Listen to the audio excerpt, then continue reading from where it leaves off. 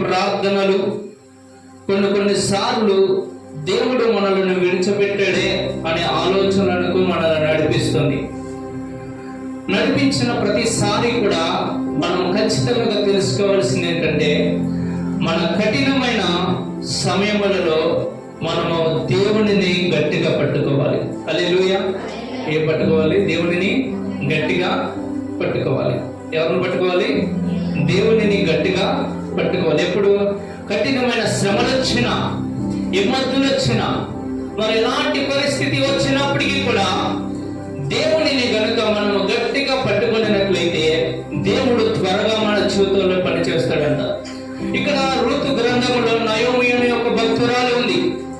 ఏమో సమృద్ధి కలిగిన దానిగా మార్చబడి వెళ్ళి ఉన్నది వేరొక ప్రాంతములకు. ఆ ప్రాంతమునికి వెళ్ళిన తర్వాత సమస్తమును కూడా పోగొట్టుకుంది. సమస్తమును పోగొట్టుకున్న తర్వాత దేవుని మీద రిపోర్ట్ చేస్తుంది. ఏం చేస్తుంది? దేవుని మీద రిపోర్ట్ అంటే ఏంటి? దేవునికి వ్యతిరేకంగా మాట్లాడుతుంది. దేవుడే నన్ను సర్వశక్తుడు నన్ను ఈ విధముగా మార్చాడు అనే మాటలు మాట్లాడుతూ ఉంది. ఈ దినం కొన్ని విషయాలు చాలా జాగ్రత్తగా తెలుసుకోవాలి. నీ ప్రార్థనకు జవాబు ఎందుకని రావడం లేదు. నీ విశ్వాస యాత్రలో నువ్వు ఎంత ముందుకు కొనసాగింపబడాలని ఆలోచన కలిగి ఉన్నప్పటికీ కూడా దేవుడే నిన్ను విడిచిపెట్టేసాడమని ఆలోచనలతో ఒకవేళ ముందుకు కొనసాగుతున్నట్లయితే ఈ రాత్రి కాలంలో దేవుడు నీతో స్పష్టంగా మాట్లాడడానికి సిద్ధంగా ఉన్నాడు. ఏమని మాట్లాడడానికి సిద్ధంగా ఉన్నాడు? ఒకవేళ నయోమి వంటి పరిస్థితుల్లో సమృద్ధి కలిగిన దానిగా జీవించి జీవించి జీవించి సమస్తమైన కోల్పోయిన పరిస్థితులు, ఆరోగ్యం లేని స్థితిలో, లేదంటే ధర్మం లేని స్థితిలో, ఐశ్వర్యం లేని స్థితిలో, నిలబడేందుకు గృహం లేని స్థితిలో, నిలిచుటకు స్థలం లేని స్థితిలో ఒకవేళ నీ బ్రతుకుని నీవు కొనసాగిస్తున్నట్లయితే దేవుడి రాత్రి కాలంలో ఆయన ఏమై ఉన్నాడు, నీతో ఏమి మాట్లాడాలనే ఉద్దేశం కలిగి ఉన్నాడు ఈ రాత్రి కాల సమయంలో మనం స్పష్టంగా తెలుసుకోవాలి. ఇక్కడ నయోమి దేవునికి వ్యతిరేకంగా మాట్లాడుతూ ఉన్నది. అయ్యో, సర్వశక్తుడే నన్ను విసర్జించి ఉన్నాడు, దేవుడే నన్ను ఈ విధముగా నన్ను మార్చి ఉన్నాడు, దేవుడే నన్ను దృఢీకరించి ఉన్నాడని మాట్లాడుకుంటా ఉంది. నయోమి అనే ఒక భక్తురాలు మాత్రమే కాదు, అనేకమైన వారు భక్తులు దేవుడిని సరిగా అర్థం చేసుకోనక పోటీలు బట్టి అనేకులు మరి దేవుని యొక్క రాజ్యములకు వ్యతిరేకంగా మాట్లాడిన వారు అనేకులు ఉన్నారు. కొందరిని రాత్రి జ్ఞాపకం చేయడానికి నేను ప్రయత్నం చేస్తాను.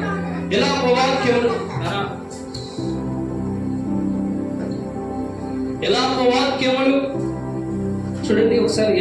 వాక్యములు ఎహెజ్కేలు గ్రంథం దగ్గర ఉంటుంది చూడండి. ఎహెజ్కేలు గ్రంథములకు ముందుగా ఉంటుంది వాక్యములు 3వ అధ్యాయము. ఇక్కడ ఒక భక్తుడు తన విషయమే మాట్లాడుకుంటూ ఉన్నాడు. ఏమని మాట్లాడుతున్నాడు చూడండి. నేను ఆయన ఆగ్రహ దండము చేత బాధను అనుభవించు నరుడను, ఆయన కటిక చీకటిలోనికి నన్ను దారి తీసి దానిలో నన్ను నడిపించుచున్నాడు. ఒకసారి దీన్ని మరలా దీన్ని అందరూ కూడా చాలా జాగ్రత్త చూడండి. వాక్యములు 3వ అధ్యాయము 1వ వచనం నుంచి చాలా జాగ్రత్తగా వినండి. నేను ఆయన ఆగ్రహ దండము చేత బాధను అనుభవించిన నరుడను, ఆయన కటిక చీకటిలోనికి దారి తీసి దానిలో నన్ను నడిపించుచున్నాడు. మాటి మాటికి దినమెల్లా ఆయన నన్ను దెబ్బలు కొట్టుచున్నాడు. ఆయన నా మాంసమును నా చర్మమును క్షీణింపజేస్తున్నాడు. అంటే ఎంత భయంకరముగా దేవుని యొక్క రాజ్యమునికి వ్యతిరేకంగా ఇక్కడున్న పర్సన్ వ్యక్తి మాట్లాడుతున్నాడు చూడండి. ఇక్కడ ఎవరంట ఈ వ్యక్తిని యొక్క జీవితాన్ని నాశనం చేసిన ఎవరంట? దేవుడే. ఎవరంట? ఒక నిమిషం.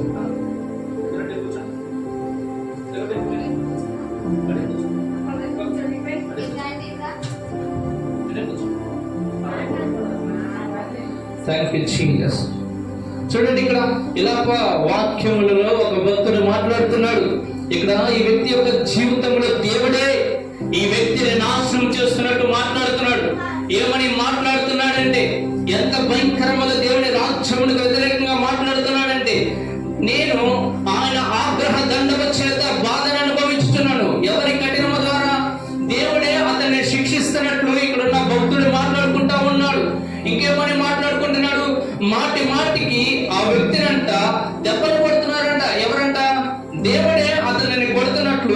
ఇక్కడున్న వ్యక్తి మాట్లాడుతూ ఉన్నాడు.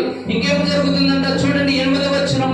నేను బ్రతిమాలి మొరలిడనను నా ప్రార్థన వినబడకుండా తన చెవి మూసుకుని ఉన్నాడు.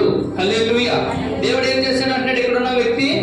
దేవుడు ఈ వ్యక్తి అంత ఎంత ప్రార్థన చేసినా ఈ వ్యక్తి యొక్క జీవితం కొరకు, మార్చబడడానికి, విడుదల కొరకు, అయ్యా నన్ను క్షమించు, నా జీవితంలో మార్చయ్యా, నా బ్రతుకులో ఒక గొప్ప కార్యం జరిగించయ్యా, అయ్యా దినదినం నన్ను కొడుతూ ఉన్నావు కదయ్యా, నన్ను కొట్టమాకయ్యా, నీ ఆగ్రహ దండము చేత నేను భయంకరంగా చీకటిలోనికి వెళ్ళిపోతున్నానయ్యా, నా పరిస్థితి మార్చయ్యా అని ఈ వ్యక్తి ఎంత ప్రార్థన చేసినా అది వినటం లేదని ఈ వ్యక్తి చెప్తున్నాడు. అవునా కదా?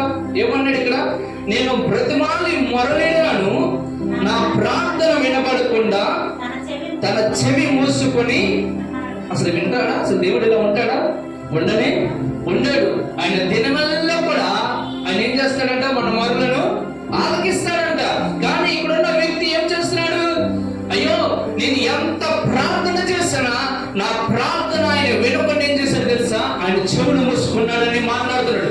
చూడండి, మీ వ్యక్తిగతమైన జీవితంలో దేవునిని సరిగా గనక మీరు అర్థం చేసుకోకపోతే దేవుని యొక్క రాజ్యం మీ జీవితంలో కదలకపోవచ్చు. హల్లెలూయా. దేవుని రాజ్యం నీ జీవితంలో సమృద్ధిగా కదలాలని నీవు ఆలోచన కలిగి ఉన్నావా? దేవుడు ఏమంటే నాకెందుకు ఈ జీవితం అనేటువంటి ఆలోచన నీ జీవితంలో నువ్వు కొనసాగిస్తున్నట్లయితే, దేవుడు ఏమంటే నా బ్రతుకు ఈ విధముగా ఎందుకుంది, దేవుడు ఏమంటే మా కుటుంబం ఎందుకని ఈ విధముగా ఉన్నది, దేవుడు ఏమంటే మాకు గృహం ఉండేది కదా, దేవుడు ఏమంటే మాకు ఇవి ఉండేది కదా, దేవుడు ఏమంటే మా అమ్మకి రక్షణ ఉండేది కదా, నా భర్తకి రక్షణ ఉండేది కదా, ఆరోగ్యం ఉండేది కదా, దేవుడు ఏమంటే మాకు ఈ విధముగా ఎందుకని దేవుడు ఏం చేశాడు తెలుసా? ఆయన చెవులు మూసుకున్నాడు. దేవుడైనా ఆయన లేడు. దేవుడు చెవులు మూసుకున్నాడు, నా ప్రార్థన ఆలకించట్లేదు అనేటువంటి ఆలోచన కలిగి ఉన్నావా? అయితే రాత్రి కాలంలో దేవుడు నీతో మాట్లాడుతున్న మాట ఏమిటో తెలుసా? నేను దినమల్లో కూడా నీ కొరకు నా చేతులు చాపుచున్నాను, దినమల్లో కూడా నేను రక్షించుకోవాలని, దినమల్లో కూడా నీ మూలుగులను, నీ ప్రార్థన ఆలకించాలని నిరంతరము కూడా ఆశ కలిగి ఉన్నాను. అందుకని ఆయన ఏమన్నాడు? అడుగుడి మీకు ఏమన్నాడు అంటే ఏంటి? అడుగు ప్రతి వాడిని కూడా ఆయన ఇవ్వడానికి ఏమన్నాడు తెలుసా? వినడానికి సిద్ధంగా ఉన్నాడు. ప్రతిదినము కూడా ఆయన వాక్యము, లేదంటే ప్రతిదినము ఆయన నీవు చేసే ప్రతి ప్రార్థన కూడా వినడానికి ఆయన సిద్ధంగా ఉన్నాడంట. అయితే ఇక్కడ చూడండి, ఈ వ్యక్తి అయ్యా నువ్వు నా మరణ ఆలకించడం లేదయ్యా, నువ్వు నన్ను కటిక చీకటిలోనికి నడిపించయ్యా, నా మాంసము నా చర్మం అంతా కూడా క్షీణించిపోయినదయ్యా, ఎవరు నన్ను విడిపిస్తారయ్యా, నీవు కూడా చెవులు మూసుకున్నావు కదా, ఎలాగయ్యా నాకు విడుదల అనే ఆలోచనతో ఈ వ్యక్తి అంటే దేవుడు ఈ వ్యక్తితో మాట్లాడుతున్నాడు. ఏమని మాట్లాడుతున్నాడు తెలుసా? ఇలా వాక్యంలో 3వ అధ్యాయము 25వ వచనం, ఇలా వాక్యంలో 3వ అధ్యాయము 25వ వచనం, తను ఆశ్రయించు వారి ఎడల యెహోవా దయాళుడు, తను వెదుకు వారి ఎడల ఆయన దయ చూపువాడు. హల్లెలూయా. ఎంత భయంకరంగా మాట్లాడుతున్నాడు చూడండి. దేవుడిని ఆశ్రయిస్తే ఆయన దయాళుడు గనుక, ఆయన వెతుకు వారి ఎడల ఆయన దయ చూపువాడు కనుక ఇక్కడ స్పష్టంగా మాట్లాడుతున్నాడు. ఇంకా కిందకు వద్దాం చూడండి 31వ వచనం. ప్రభువు సర్వకాలము విడనాడడు, ఆయన బాధ పెట్టినను తన కృపా సమృద్ధిని బట్టి జాలిపడును, హృదయపూర్వకముగా ఆయన నరులకు విచారణైనను బాధనైనను. హల్లెలూయా. ఎంత భయంకరమైన మాటలు మాట్లాడుతున్నాడు చూడండి. ఇప్పుడు దేవుడు ఎంత స్పష్టంగా తెలియపరుచుకుంటాడు, ఆయన గుణమును తెలియపరుచుకుంటాడు. ఈ రాత్రి దేవుని గుణమును మనం కనిపెట్టాలి. నీ దేవుడు ఎలాంటి వాడు? నీవు ఆరాధిస్తున్న యేసుక్రీస్తు ప్రభువారు ఎలాంటి వాడు? నీవు ఆరాధిస్తున్న యేసుక్రీస్తు ప్రభువారు ఆయన దయాళుడు, ఆయన వెదుకువానికి ఆయన ఆశ్రయదుర్గముగా మార్చబడు దేవుడు.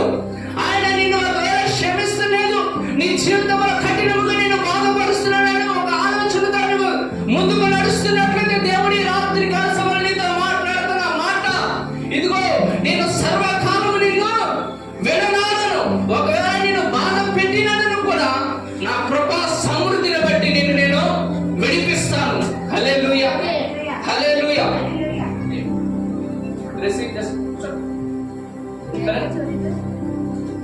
కృపా సమృద్ధిని బట్టి నేను జాలిపడును. చూడండి 33వ వచనం ఒకసారి చదవండి గట్టిగా ఎవరన్నా. చదువున్నాను. 33 వచ్చిన వాక్యంలో 33 వచ్చిన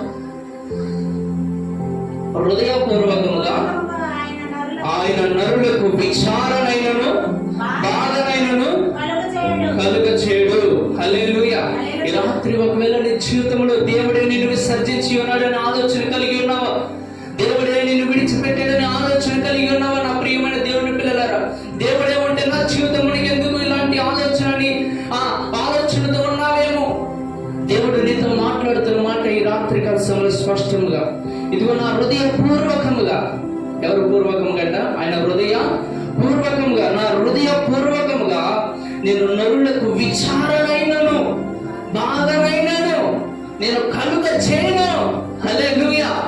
ఒకవేళ ఈ రాత్రి కాల సమయంలో ఈ శబ్దం ద్వారా దేవుని వాక్యం వినుచున్న దైవ ప్రియులారా, దేవుడు నీతో మాట్లాడుతున్న మాట ఆయన హృదయ పూర్వకముగా ఈ రాత్రి కాల సమయంలో నీకు కలిగిన శ్రమకు ఆయనకు సంబంధం లేదు. అది నీవు నీ వ్యక్తిగతమైన జీవితంలో దేవుడిని సరిగా గమనించకపోవటిని బట్టి, నీ దేవుడు దయాళుడని నీవు తెలుసుకొనకపోవటిని బట్టి, దేవుడు నీ జీవితంలో కార్యము చేస్తాడన్న సంగతి నువ్వు తెలుసుకొనకపోవటిని బట్టి మాత్రమే నీవు ఈ రాత్రి కాల సమయంలో విచారంలో ఉన్నావు, బాధలో ఉన్నావు, దుఃఖంలో ఉన్నావు. ఆయన ఏమన్నాడంటే, నేను సర్వకాలం నిన్ను విడినాను. ఒకవేళ నేనే నిన్ను బాధపెడతాను అనుకుంటున్నావేమో, అయితే నేను కృపా సమృద్ధిని బట్టి నేను జాలిపడు దైవమును, నా హృదయాంతరంగములను చేయను కూడా ఏ నరునికి కూడా నేను బాధను అనుభవించడానికి నేను అంగీకరించను. హల్లెలూయా, హల్లెలూయా. సో ఈ రాత్రి కాల సమయంలో ఏం తెలుసుకోవాలి మనము? దేవుని యొక్క ప్రేమ ఎలాంటిదో మనము తెలుసుకోవాలి. ఎవరితో ఏం తెలుసుకోవాలి మనము? దేవుని యొక్క ప్రేమ, దేవుడు ఏమై ఉన్నాడో మనము తెలుసుకోవాలి. దేవుడు ఎలా ఉంటాడో మనము తెలుసుకోవాలి. ఆయన దయాళుడు. ఎవరంటే ఆయన దయాళుడు. ఆయనను వెతుకువానికి ఆయన ఏం చూపిస్తాడంట? దయను చూపిస్తాడంట. ఏం చూపిస్తాడంట? దయను, కృపను చూపిస్తాడంట. ఆయన కృపా సమృద్ధిని బట్టి చాలని చూపిస్తాడంట. ఈ రాత్రి కలశంలో నా ఈ శబ్దంతరం ద్వారా నా సౌండ్ నేను మాట్లాడుతున్న ఈ మాట కింద ఉన్న మీ జీవితంలో ఏదైతే విచారణ మిమ్మల్ని వెంటాడుతూ వస్తుందో, ఏదైతే బాధ మీ జీవితంలో ఏర్పాటు చేస్తూ వచ్చుతున్నదో, సన్ ఆఫ్ గాడ్, దైవ కుమారుడికి నేను ఆజ్ఞాపిస్తున్నా, ప్రతి బాధ, ప్రతి విచారణ ఈ దినమైన మీ జీవితం నుంచి కొట్టివేయబడును గాక. ఆమేన్, ఆమేన్, హల్లెలూయా. చూద్దాము, ఇంకొక వచనం దగ్గరికి వెళ్దాము. ఒక్కొక్కసారి మనం మాట్లాడుతున్నప్పుడు దేవుడు కూడా మనతో మాట్లాడతాడు లేదా? మాట్లాడతాడు. ఎలా మాట్లాడతాడు చూద్దాం. యెషయా గ్రంథం 51వ అధ్యాయం. ఒకసారి దేవునికి వ్యతిరేకంగా మాట్లాడే ప్రతి మాట కూడా దేవుడు వింటూ ఉంటాడు. మనతో కూడా ఆయన కూడా స్పష్టంగా మాట్లాడతాడు. 51వ అధ్యాయం 9వ వచనము కానుంచి చూడండి. యెషయా గ్రంథం 51వ అధ్యాయం 9వ వచనం కానుంచి, యెహోవా బహువా లెమ్ము లెమ్ము, బలము తొడుక్కోము. ఇక్కడ ఎవరికి చెప్తున్నారు వీళ్ళు? యెహోవాకు చెప్తున్నారు. ఎవరికి చెప్తున్నారు? దేవునికి చెప్తున్నారు. దేవుని ఏమంటారు వీళ్ళు? దేవా, నువ్వు లెమ్మయ్యా, నువ్వు లేచి నిలబడయ్యా, నా జీవితంలో నువ్వు నిలబడయ్యా, నా జీవితంలో నువ్వు పనిచేయడానికి నువ్వు లెమ్ము. యెహోవా బహువా లెమ్ము లెమ్ము, బలము తొడుక్కోము. అసలు దేవుడికి బలం తక్కువైందా? బలం దేవుడికి తక్కువ ఉండదా? ఉండదు. కానీ ఇక్కడున్న వీరి పరిస్థితులను బట్టి దేవుడిని ఏమంటారంటే, అయ్యా నువ్వు లేవయ్యా, నువ్వు లేచి ఏం చేస్తావు తెలుసా? నువ్వు బలం, నీకు బలం ఏం తక్కువ ఉందేమో, నన్ను విడిపించడానికి నీకు బలము తక్కువ ఉన్నదేమో, అయితే నువ్వేం చేస్తావు తెలుసా? లెమ్మయ్యా, నువ్వు లేచి నిలబడు, బలము తోడుకో. పూర్వపు కాలములలో, పురాతన తరములలో లేచినట్టు లెమ్ము. రహాబును తుత్తినీయులుగా నరికిన వేసిన వాడు నీవే కదా. అంటే ఇక్కడ దేవుని యొక్క బలమును ఏదో ఆయన బలహీనుడై ఉన్నట్టు, ఇక్కడున్న వారు బలవంతులై ఉన్నట్టు దేవుడిని జ్ఞాపకం చేస్తారు. అయ్యా నువ్వు లేవయ్యా, నువ్వు లేచి బలం తెచ్చుకో. ఒకప్పుడు నువ్వేం చేసావు గుర్తుందా నీకు? ఆ శత్రువుని అంతము మార్చి ఉన్నావు, వారిని అంతము మార్చి ఉన్నావు అని ఇక్కడున్న వారు మాట్లాడుతుంది. దేవుడు కూడా రెస్పాండ్ అవుతున్నాడు. ఇక్కడ దేవుడు జవాబిస్తాడు లేదా? మన ప్రార్థనకి జవాబిస్తాడు. దేవుడు మాట్లాడతాడు లేదా? మాట్లాడతాడా? సో దేవుడు మాట్లాడుతున్నాడు. చూడండి, ఇక్కడ ఈ పరిస్థితిలో అయ్యా నువ్వు లేచి బలము తొడుక్కయ్యా అంటున్న వారితో దేవుడు ఏమంటాడు తెలుసా? 17 వచనం చూడండి ఒకసారి. యెరూషలేమా లెమ్ము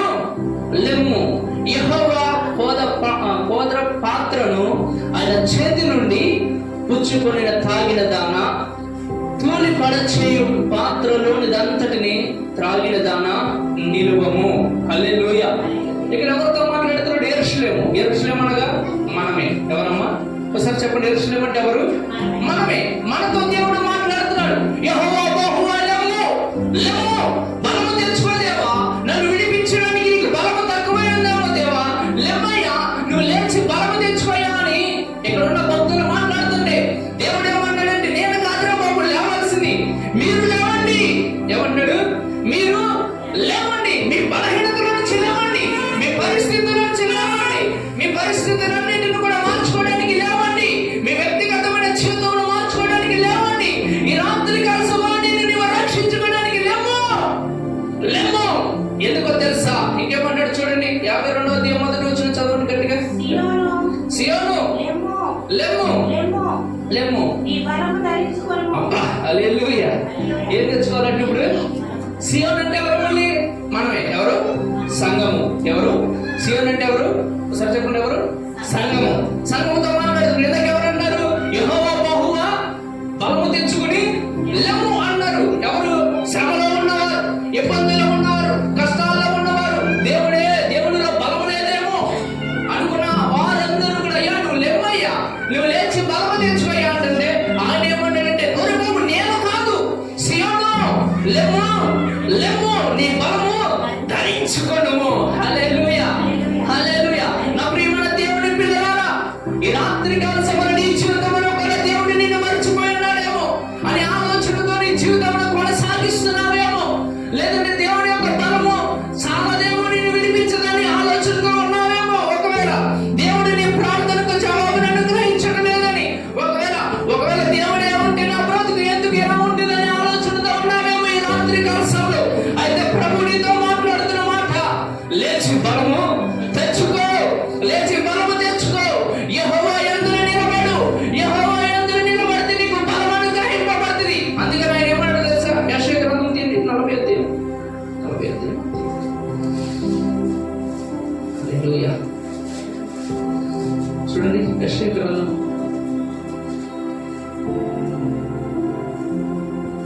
30వ అధ్యాయం.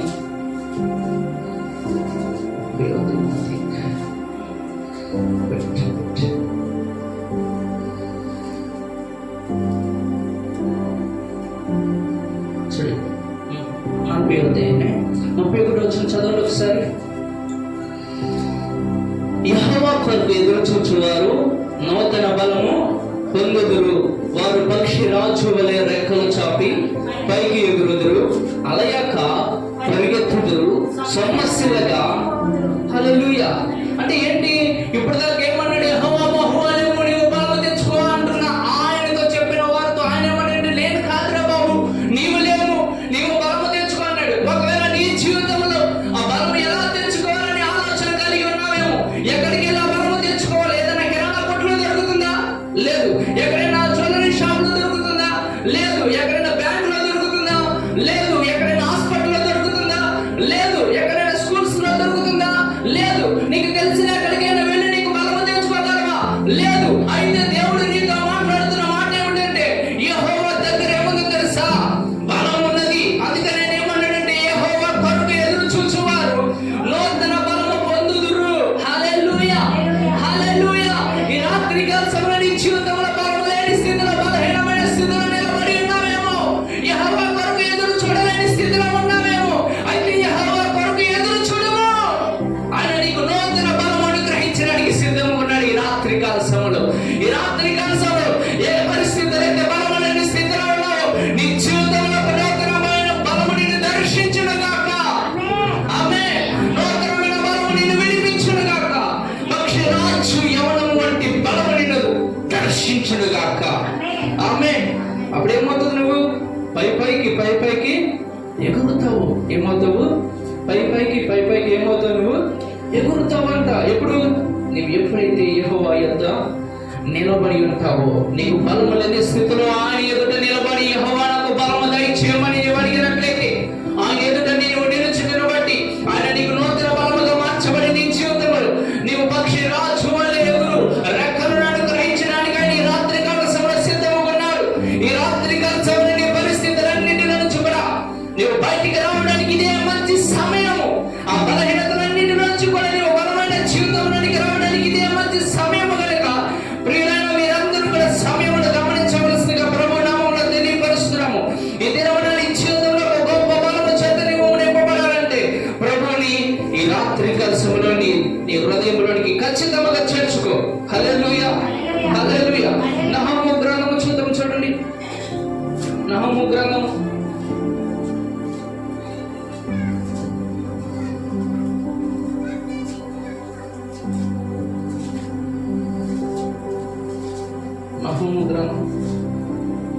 మొదటి అధ్యాయము 9వ వచనం చూడండి. ఇక్కడ 7వ వచనం చదువుతున్నాం.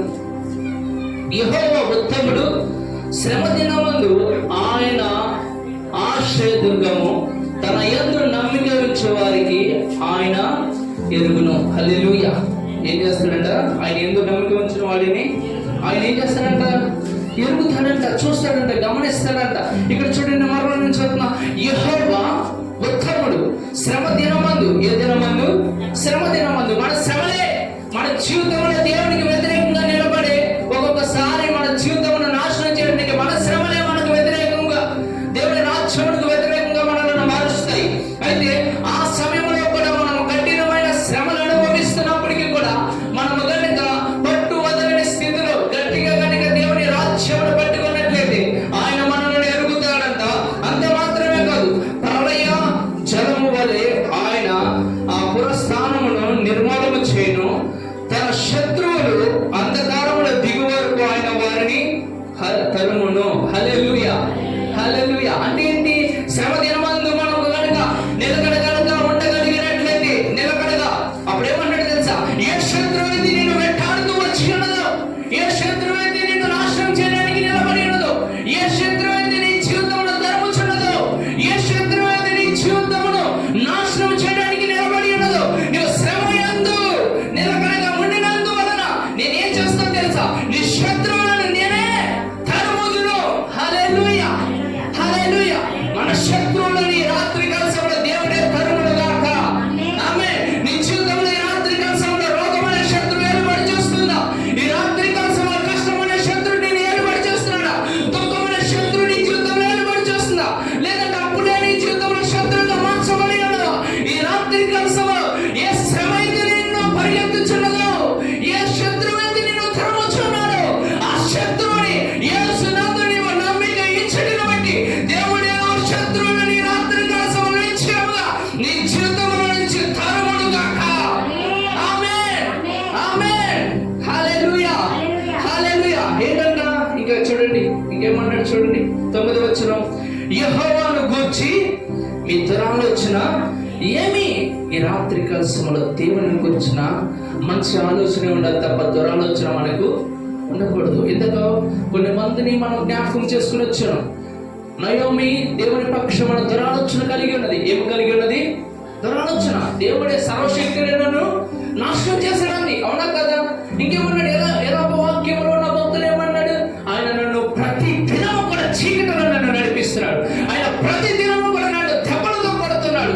నా ప్రార్థన కూడా వినకుండా ఆయన చెవులు మూసుకున్నాడని అక్కడ దురాలోచన కలిగి ఉన్నాడు ఆ వ్యక్తి. అవునా కదా? ఇక్కడ యెషయా గ్రంథంలో ఉన్న భక్తులు ఏమన్నారు? దేవునికి బలము తక్కువైపోయినదని వారు కూడా దురాలోచన కలిగి ఉన్నారు. అయితే ఆయన అన్నాడు, సీయోను నీవు బలము తెచ్చుకుని మరలా లేవు అన్నాడు. ఇక్కడ ఏమన్నాడు? యెహోవాను గూర్చిన మీ దురాలోచన ఏమి? ఒకసారి చెప్పండి. యెహోవాను గూర్చిన మీ దురాలోచన ఏమి? ఈ రాత్రి కాలములో నీ హృదయంలో దేవుని గూర్చిన దురాలోచన అంతా కూడా పోవును గాక. ఆమేన్. ఎందుకో తెలుసా? ఆయన ఏమై ఉన్నాడంట చూడండి అక్కడ. యెహోవాను గూర్చిన మీ దురాలోచన ఏమి? బాధ రెండవ మారు రాకుండా ఆయన బొత్తిగా దానిని నివారణ చేయను. హల్లెలూయా. ఏంటంట? బాధ రెండవ మారు రాకుండా. నీ జీవితంలో ఏ బాధ అయితే నేను నాశనం చేయడానికి నిలబడి ఉన్నదని ఆలోచన కలిగి ఉన్నావు. నీ జీవితంలో మాటి మాటికి బాధ నిన్ను నాశనం చేయడానికి నిలబడిన స్థితిలో ఉన్నావేమో. ఒకవేళ ఈ సంవత్సరము, ప్రతి సంవత్సరము కూడా, ప్రతి నెల కూడా నీ జీవితంలో వచ్చిన బాధే నీ జీవితంలో నేను వెంటాడుతూ వస్తున్నదేమో. రోగము ప్రతి వారం వస్తుందేమో, జ్వరము ప్రతి నెల వస్తుందేమో, లేదంటే ప్రతి దుఃఖము నీ జీవితంలో ప్రతి నెల వస్తుందేమో, లేదంటే నీ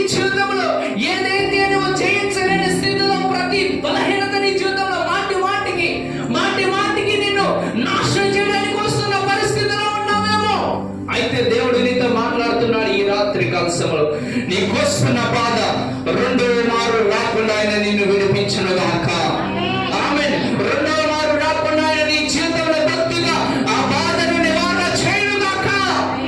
ఆమేన్. హల్లెలూయా. ఎంతమందికి కావాలి ఈ జీవితం? కావాలంటే మనకి ఏం కావాలి? మనకి బాధ రెండో మారు రాకూడదు. మన జీవితంలో బాధ రెండో మారు రావాలా? నో. మన జీవితంలో ఏదైతే మన జీవితంలో పదే మన నాశనం చేయడానికి వస్తుందో ఆ బాధ మనలను విసిగించడానికి మరలా రెండోసారి రావడానికి వీల్లేదు. హల్లెలూయా. హల్లెలూయా. ఈ రాత్రి కాలం ఏ బాధ అయితే నీ జీవితంలో రెండో మారు రావడానికి నిలబడి ఉన్నదో ఆ బాధ శాశ్వతముగా వెరగొట్టబడును గాక. ఆమేన్. దేవుడి మాటలను దీవించును గాక. ఆమేన్. ఏం తెలుసుకున్నాం ఈ రాత్రి కాలంలో? మనము దేవుడిని గురించిన దురాలోచన మన జీవితంలో మనము కలిగి ఉండకూడదు. అవునా కదా? ఏం తెలుసుకున్నాం మనం? దేవుని గురించిన దురాలోచన మన హృదయంలో ఉండకూడదు. మనకి రెండో మారు బాధ రాకుండా దేవుడు మనలను విడిపిస్తాడు. హల్లెలూయా. కనుక ఈ రాత్రి విన్న వాక్యమును బట్టి ఒక చిన్న ప్రార్థన చేసుకుందామా? ఒక చిన్న ప్రార్థన చేసుకుందాం. అందరూ కూడా ప్రభా, ఈ రాత్రి సమయంలో నన్ను దర్శించయ్యా. అయ్యా, నీకు వ్యతిరేకంగా నయోమి వలె నేను మాట్లాడుతున్నానేమోనయ్యా. ఇలా వాక్యములు రాసిన భక్తుల వల్ల నేను కూడా తండ్రి ప్రభా, నీవు నా ప్రార్థన వినడం లేదని, దేవుడు లేలేక నా జీవితం ఇంతే అనే ఆలోచనతో నేను కూడా మాట్లాడుతున్నానేమో.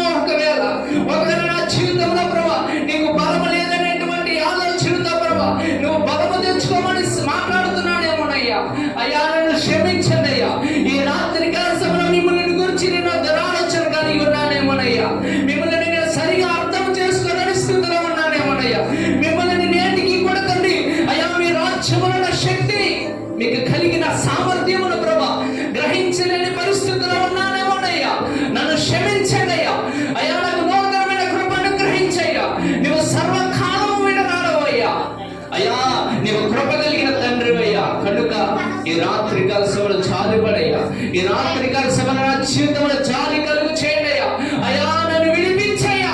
అయ్యా, నా జీవితంలో ఏ విచారణ అయితే, ఏ బాధ అయితే నా జీవితంలో రెండో మారు వస్తున్నదో ప్రభా అయ్యా, వాటి నుండి తండ్రి సప్రభ నన్ను విడిపించండి అయ్యా. వాటి నుండి నన్ను విడిపించండి అయ్యా. వాటి నుండి నన్ను విడిపించండి అయ్యా. పరిశుద్ధాత్మ రెండో మారు నా జీవితంలో